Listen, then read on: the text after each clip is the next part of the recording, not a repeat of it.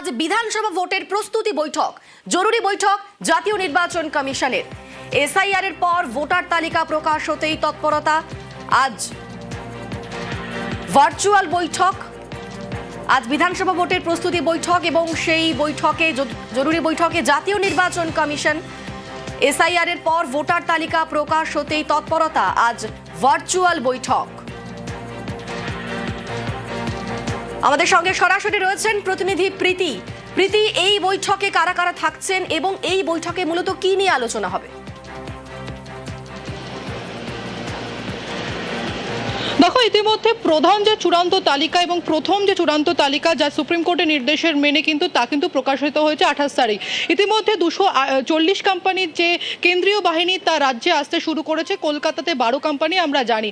এরই মধ্যে একেবারে ভার্চুয়াল বৈঠক ডেকেছে সিইও দফতর এবং সকাল 11টা থেকে এই বৈঠক শুরু হওয়ার কথা রয়েছে।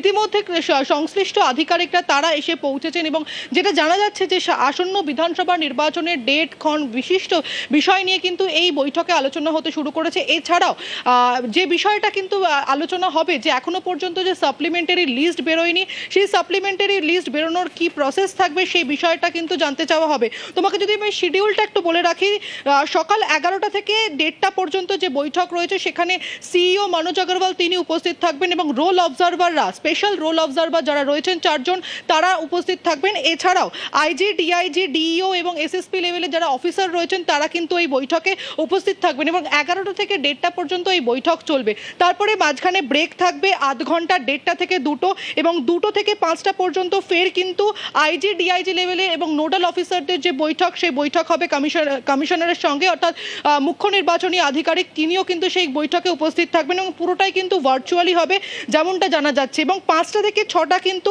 সিইও, এসপিএনও এবং সিএপিএফ যে নোডাল অফিসার রয়েছেন তাদের সঙ্গে বৈঠক হবে এবং 6টার পরে যে সংশ্লিষ্ট অফিসাররা রয়েছেন তাদের সঙ্গে বৈঠক হবে। তোমাকে জানিয়ে রাখি এই বৈঠক কেন গুরুত্বপূর্ণ, কারণ যেমনটা আশা করা হচ্ছিল যে মার্চ মাসের 1 থেকে 10 তারিখের মধ্যে জ্ঞানেশ কুমার তিনি কলকাতাতে উপস্থিত থাকতে পারেন, তিনি রাজ্যে আসতে পারেন, সেই বিষয়টাও কিন্তু পরিষ্কার হয়ে যাবে যে জ্ঞানেশ কুমার তিনি এবং তার যে ফুল বেঞ্চ তা কলকাতা শহরে এবং পশ্চিমবঙ্গে কবে আসবে এবং তার পরবর্তীতে আমরা জানি যখন এই যে ফুল বেঞ্চ তা কলকাতা শহর এবং পশ্চিমবঙ্গে আসবে তার পরবর্তীতে তারা যখন দিল্লি ফিরে যাবেন, অ্যাজিউম করা হচ্ছে তারপরেই কিন্তু ভোট ঘোষণা হবে। আজকের বৈঠক গুরুত্বপূর্ণ এবং দেখার বিষয় এই বৈঠকে কি নিয়ে আলোচনা হয় সেদিকে আমাদের নজর থাকবে। অনন্দিতা, বেশ ধন্যবাদ প্রীতি, আমাদের নজর থাক সেই বৈঠকে।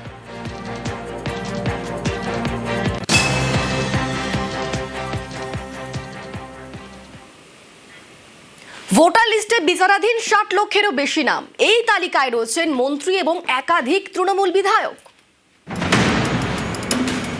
এসআইআর এর পরে প্রথম ভোটার তালিকা শনিবার তালিকা প্রকাশ করে নির্বাচন কমিশন। এই তালিকায় বিচারাধীন 60,06,675 জনের নাম। এই বিচারাধীন তালিকায় রয়েছে উত্তর দিনাজপুরের তৃণমূল বিধায়ক তথা মন্ত্রীর নাম।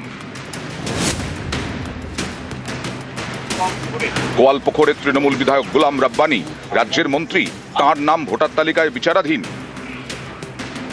তো বাদ চলে গেল না, ওরা বাদ ইলেকশন কমিশন করে দিচ্ছে, আমি বুঝতে পারছি না।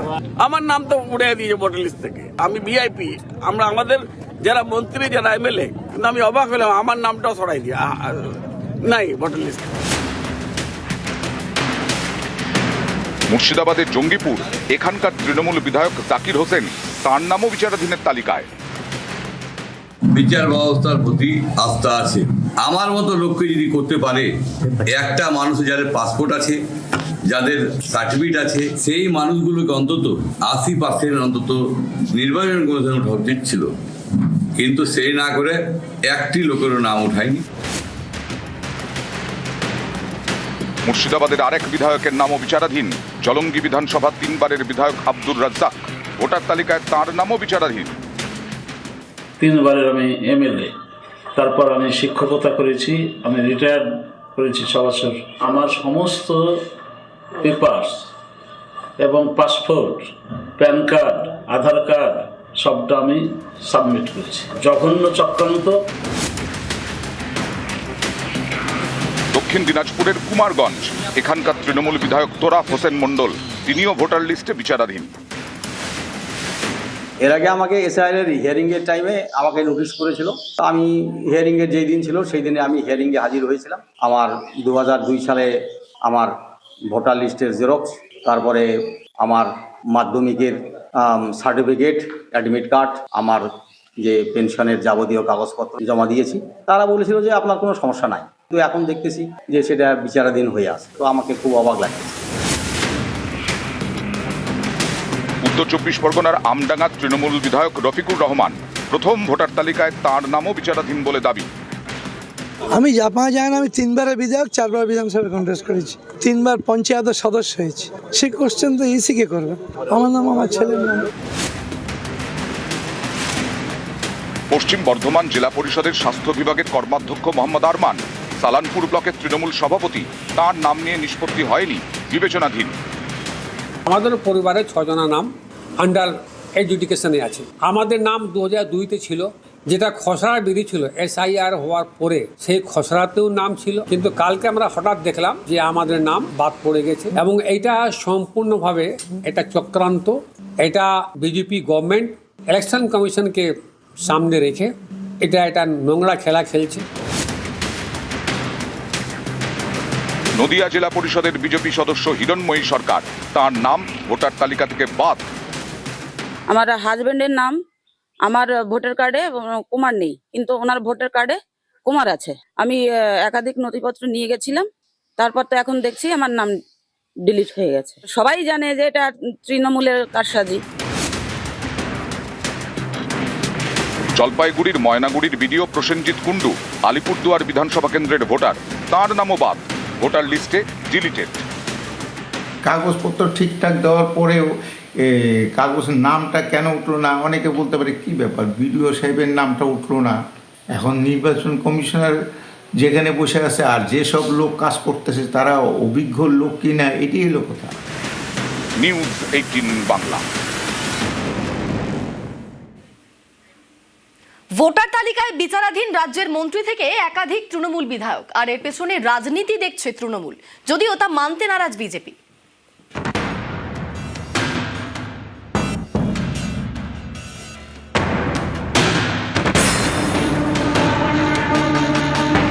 রাজ্যসভার আরেকজন প্রতিমন্ত্রী রয়েছে গোলাম রাব্বানি, তার নাম আন্ডার অ্যাডজুডিকেশন দেওয়া হয়েছে। আমডাঙ্গার 3 বারের বিধায়ক রফিকুর রহমানের নাম আন্ডার অ্যাডজুডিকেশন দেখানো হয়েছে। কুমারগঞ্জের বিধায়ক তোরাফ হোসেনের নাম আন্ডার অ্যাডজুডিকেশন দেখানো হয়েছে। চণ্ডীতলার বিধায়ক আকবর আলী খন্দকার তৃণমূলের জন্মলগ্ন থেকে তৃণমূলের সাথে ছিল, সেই আকবর আলী খন্দকারের স্ত্রী চণ্ডীতলার বিধায়ক সদস্য সাথী খন্দকারের নাম আন্ডার অ্যাডজুডিকেশন দেখানো হয়েছে। বীরভূমের জেলা পরিষদের সভাধিপতি কাজল শেখের নাম আন্ডার অ্যাডজুডিকেশন দেখানো হয়েছে। জাকির হোসেন জঙ্গিপুরের তৃণমূল বিধায়ক, জলঙ্গির তৃণমূল বিধায়ক আব্দুর রাজ্জাক, আমডাঙ্গার বিধায়ক রফিকুর রহমান, কুমারগঞ্জের তৃণমূল বিধায়ক তোরাফ হোসেন মণ্ডল, গোলাম রাব্বানি রাজ্যের মন্ত্রী, গোয়ালপুকুরের তৃণমূল বিধায়ক, সকলের নামই বিচারাধীন। 2021 সালে গোয়ালপুকুরে 73,514 ভোটে জেতেন গোলাম রাব্বানি। সেই গোয়ালপুকুরে বিচারাধীন 78,475। এর পেছনে রাজনৈতিক চক্রান্ত দেখছেন তৃণমূল বিধায়ক। এটা পরিকল্পনা ছিল কি 78,000-74,000 ভোটে আমি জিতেছিলাম, 78,000 ভোট যদি কেড়ে নেওয়া হয় তাহলে রব্বানি হেরে যাবে। প্রত্যেকটা বিধানসভাতে এরকম করেছে। দক্ষিণ দিনাজপুরের কুমারগঞ্জের তৃণমূল বিধায়ক তোরাফ হোসেন মণ্ডলের দাবি, SIR এর শুনানিতে তাকে ডাকা হয়েছিল, কিন্তু কেন ডাকা হয়েছিল তা বলতে পারেনি কমিশন। তিনি সব নথি জমা দেওয়া সত্ত্বেও এখন দেখা যাচ্ছে তাঁর নাম বিচারাধীনের তালিকায়। আমাকে SIR এর হিয়ারিং এর টাইমে আমাকে নোটিশ করেছিল। নোটিশ দেখার পর আমি নোটিশের কারণটা খুঁজে পাইনি। এটা ইচ্ছাকৃত, আমার কোনো অসঙ্গতি নাই। আমাকে যে ডেকেছে তারা তো আমাকে কিছু বলতে পারতেছে না। SIR এর পর ভোটার তালিকায় নাম বাদ যাওয়া নিয়ে শুরু থেকেই সুর চড়িয়েছিল বিজেপি। ইয়ারে যদি 50 লাখ বাদ যায়, এখানে 1,25,00,000 বাংলাদেশি মুসলমান আর রোহিঙ্গা বাদ যাবে। শনিবার প্রথম ভোটার তালিকা বেরোনোর পরে দেখা গেল খসড়া ভোটার তালিকা এবং প্রথম ভোটার তালিকা মিলিয়ে নাম বাদ 63,66,952। এছাড়া বিচারাধীন 60,06,675। আমি কতবার ভোটে লড়েছি জানেন? বিধানসভায় 4 বার, লোকসভায় 3 বার। যোগ বিয়োগ করুন, তাহলে বুঝতে পারবেন অভিজ্ঞতার ভিতর দিয়ে বলেছি যে মৃত ভোটার, ডবল ট্রিপল এন্ট্রি, ভুয়া এবং বাংলাদেশি মুসলিম অনুপ্রবেশকারী রোহিঙ্গা এরা থাকবে না, থাকবে না, থাকবে না। সংখ্যাটা যা হওয়া উচিত সেই দিকে যাচ্ছে।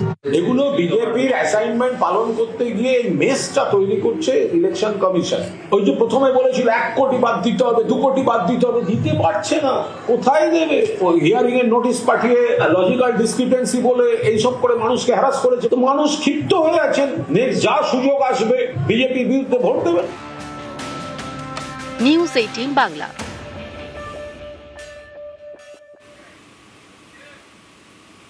পশ্চিমবঙ্গে এখন ভোটের উত্তাপ। 26-এর চ্যালেঞ্জে নজরে তপশিলি ভোট। আজ তৃণমূলের সমাবেশ রয়েছে। নজরুল মঞ্চে তপশিলি সংলাপ। সমাবেশে বক্তব্য রাখবেন অভিষেক বন্দ্যোপাধ্যায়। আমাদের সঙ্গে রয়েছেন প্রতিনিধি আবির। আবির, তপশিলি ভোটকে মাথায় রেখে আজ ঠিক কি বার্তা দিতে পারেন অভিষেক বন্দ্যোপাধ্যায়? 2024 লোকসভা নির্বাচনের আগে তৃণমূল কংগ্রেসের তরফ থেকেই তপশিলি সংলাপ কর্মসূচি গ্রহণ করা হয়েছিল এবং সে সময়ও দেখতে পাওয়া গিয়েছিল রাজ্যের একাধিক জায়গাতে যেখানে এসসি এসটি ওবিসি ভোটের যে সমস্ত বিধানসভাগুলিতে প্রাদুর্ভাব রয়েছে সেই সমস্ত জায়গাগুলিতে তৃণমূল কংগ্রেসের বাছাই করা নেতারা তারা সেখানে যান এবং বিশেষ প্রচার গাড়ি তৈরি করা হয়েছিল যে প্রচার গাড়ির মধ্যে দিয়ে গিয়ে তারা সেই সমস্ত এলাকাগুলোতে তারা প্রচার চালিয়েছিলেন এবং তাদের কি ধরনের অসুবিধা এবং একই সঙ্গে হচ্ছে যে তৃণমূল কংগ্রেস নেতৃত্বাধীন সরকার কি কাজ করেছে সেই সংক্রান্ত ঢালাও প্রচার চলে।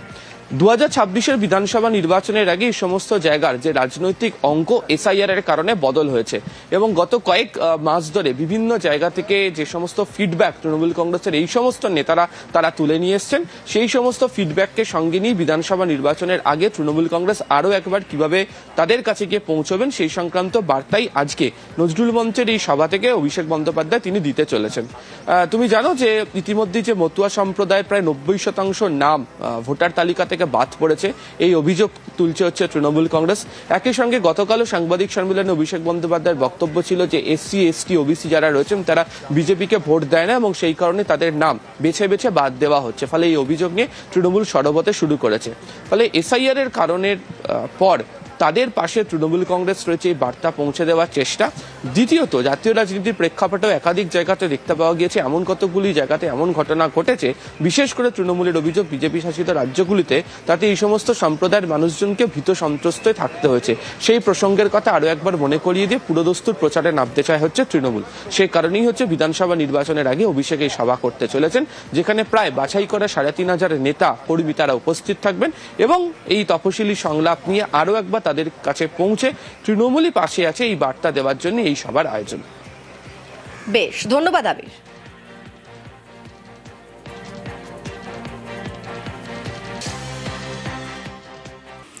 মধ্যপ্রাচ্যে এখন মহাযুদ্ধ। একদিকে ইরান, অন্যদিকে ইসরায়েল এবং আমেরিকা। প্রাচ্যের যুদ্ধে ইন্ধন পাশ্চাত্যেরও। হামলা পাল্টা হামলায় ক্ষতবিক্ষত মধ্যপ্রাচ্য, তছনছ একাধিক দেশের একাধিক শহর। ইরানের বিরুদ্ধে একযোগে অপারেশন, ইসরায়েলের অপারেশন লায়ন্স রোর ও আমেরিকার অপারেশন এপিক ফিউরি। ইসরায়েল আমেরিকার যৌথ অভিযানের পাল্টা জবাব দিচ্ছে তেহরান। অপারেশন ট্রুথফুল প্রমিস 4-এ মধ্যপ্রাচ্যের বিভিন্ন দেশে মার্কিন সেনাঘাঁটি লক্ষ্য করে হানা ইরানি সেনার। ইসরায়েলের পাশাপাশি দুবাই, কাতার, বাহারিন, ইউএই, সৌদি আরব, কুয়েত, পাকিস্তান পর পর দেশে মার্কিন ঘাঁটি লক্ষ্য করে মিসাইল। খামেনেইয়ের মৃত্যুতে আরো ভয়ঙ্কর মোড় নিয়েছে মধ্যপ্রাচ্যের মহারণ। মধ্যপ্রাচ্যের অন্যান্য দেশ এখনো জল মাপলেও ইরানের হামলার জবাব দিচ্ছে আমেরিকা, ইসরায়েলও। দুপক্ষের হানা পাল্টা হানায় রক্তাক্ত এশিয়ার একাধিক দেশ।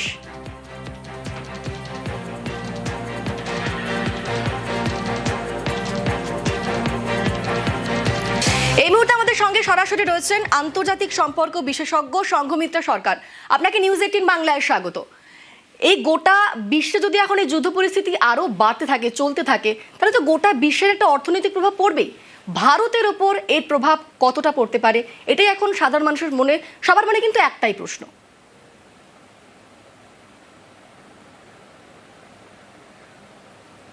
ভারতের ক্ষেত্রে প্রথম যে বিষয়টা অত্যন্ত শঙ্কার, সেটা হলো অপরিশোধিত তেলের যে সরবরাহ, সেই সরবরাহের অবস্থা কি দাঁড়াবে।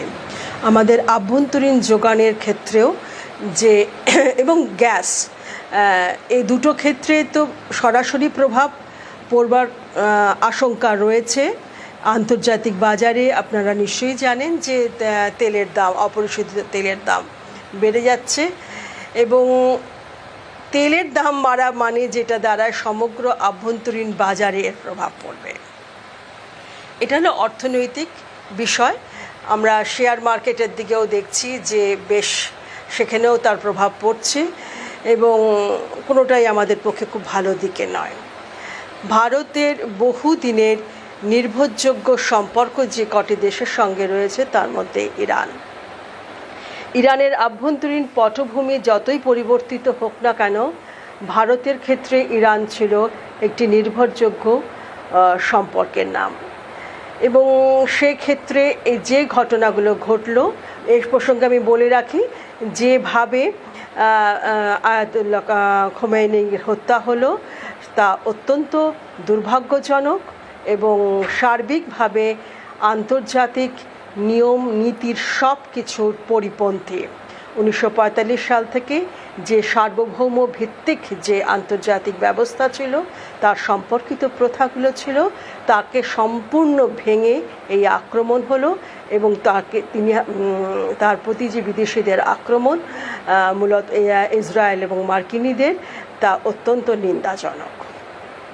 যদিও পাশাপাশি আমরা দেখতে পাচ্ছি যে এখনো পর্যন্ত, আমি কিছুক্ষণ ধরে খুঁজবার চেষ্টা করছিলাম, যে ভারত সরকারের পক্ষ থেকে এখনো কোনো সেরকম কোনো মন্তব্য পাওয়া যায়নি।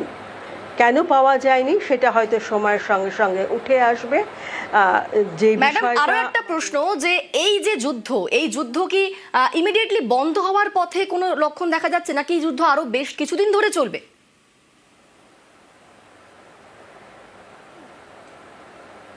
আজকের যে খবর আমরা সকালবেলায় ভোরবেলা থেকে পাচ্ছি, কালকে একটা সূত্র থেকে এসেছিল যে ওমানের কাছে ওরা খবর পাঠিয়েছে যে ওরা এখন ইরান যুদ্ধ থেকে একটা নেগোসিয়েশনের দিকে আগাচ্ছে। কিন্তু আজকে সকালবেলা ভোর রাত্রে যেটুকু দেখলাম, নতুন যিনি এসেছেন তিনি স্পষ্ট করে জানিয়েছেন কোনোভাবেই তারা কোনো ধরনের সমঝোতার পথে আপাতত নেই এবং মার্কিনদের তারা কখনোই ক্ষমা করবে না।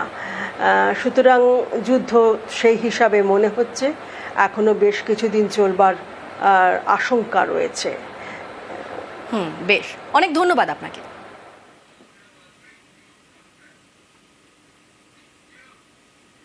আর এবার আরেকটু কলকাতার দিকে নজর রাখি। যুদ্ধের আঁচ বিমান পরিষেবা এবং কলকাতায় এখনো বাতিল 10টি বিমান। আবুধাবি, দুবাই, দোহার ফ্লাইট বাতিল। কলকাতায় একাধিক বিমান বাতিল করা হয়েছে। আমাদের সঙ্গে অনুপ রয়েছেন, প্রতিনিধি অনুপ।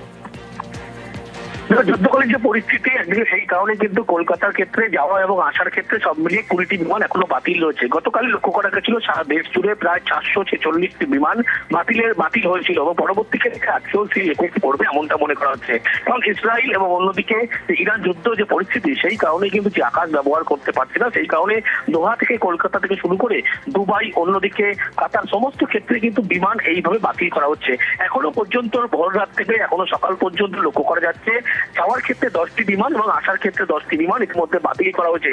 এমিরেটসের বিমান, কাতার এয়ারওয়েজের বিমান, এয়ারওয়েজের বিমান থেকে শুরু করে এয়ার আবুধাবি, একাধিক বিমান ইতিমধ্যে বাতিলের সিদ্ধান্ত নেওয়া হয়েছে এবং বেলা যত বাড়বে আরো কিন্তু এই বিমান বাতিলের সংখ্যা বাড়বে। গতকাল যে পরিস্থিতি হয়েছিল আজকে একই পরিস্থিতি হবে এমনটাই কিন্তু বিমান সংস্থা তারা কিন্তু এমনটাই মনে করছে। বেশ, ধন্যবাদ।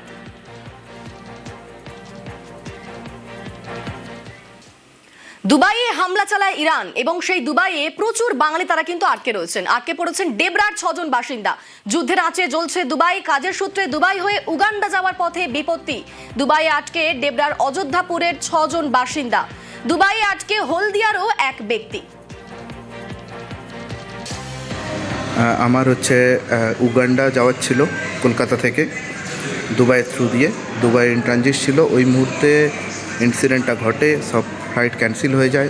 এয়ারলাইন্সের পক্ষ থেকে খুব আমাদেরকে ভালোভাবে সাপোর্ট করা হয়। তো আমরা এই মুহূর্তে হোটেলে আছি, খুব নিরাপদে আছি। হ্যাঁ, কালকে রাত্রে কিছু থ্রেড এসেছিলো, আমাদের ফোনে অ্যালার্ট এসেছিলো যে মিসাইল থ্রেড আসছে, আপনারা রুমের ভিতরে থাকুন, সেফ থাকুন।